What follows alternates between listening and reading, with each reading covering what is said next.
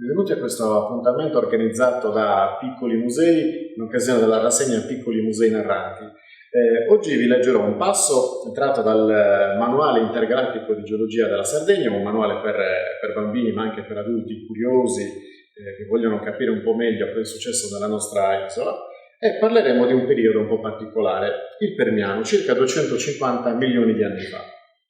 Il protagonista è il professor Macu, un alieno che arriva da un pianeta lontanissimo, arriva sulla Terra proprio per scoprire come si è formata la Sardegna e quali animali la popolavano. Arriviamo al periodo Permiano. Il nostro professor Macu con la sua navicella atterra e si trova davanti a un paesaggio molto particolare. Mamma che caldo! Rimpiango il fresco delle paludi del Carbonifero. Proverò a spostarmi di qualche centinaio di chilometri per cercare qualcosa di interessante. Che strano, l'ambiente sembra più arido anche se c'è qualche fiume. Un momento, qualcosa si muove tra i cespugli. Una strana creatura simile a un'iguana sta mangiando le foglie di quegli arbusti, ma il famoso alierasauro.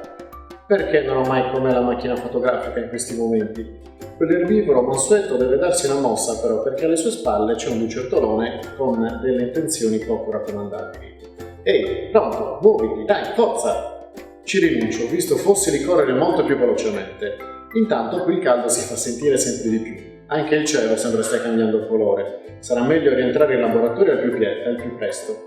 Prima però devo capire cosa sta succedendo. E qui il professor Macu legge il suo computer di bordo. Le rocce di questo periodo, che fiorano nel nord-est della Sardegna, hanno un caratteristico colore rosso-violaceo. È proprio al loro interno che è stato scoperto il famoso alierasauro, questo grande lucertolone di circa 5-6 metri. Prima di diventare rocce però queste erano sabbie e ciottoli, il che suggerisce la presenza di antiche pianure attraversate da grandi fiumi. È probabile che i resti del nostro povero alierasauro siano stati trasportati e depositati proprio da uno di questi fiumi. Senti un po', ma il viaggio non starà diventando troppo pericoloso, caro professor Macu? Mi devi sempre trascinare nelle tue follie intergalattiche, eh? Fossi in te, controllerei gli strumenti. Nella prossima tappa proveremo a cercare qualcosa di un po' più tranquillo. Ma come sei noioso! La smetti con questa lagna, guarda che ti resetto. Comunque, se proprio insisti, mi terrò lontano dalla superficie terrestre per sicurezza, così voleremo un po' più in alto.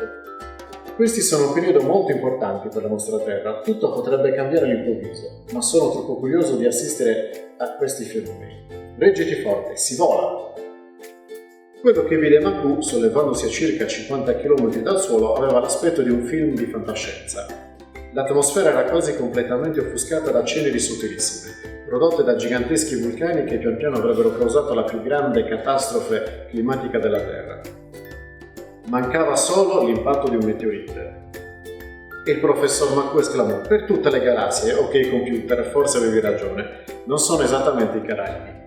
Certo però che la vista è spettacolare, ecco magari abbasserei un pelino il riscaldamento. Sarà meglio rientrare in laboratorio per qualche super ricerca, squagliamocela. E così, dopo aver assistito a quell'inquietante spettacolo, Macu calcola le coordinate e torna al suo pianeta natio.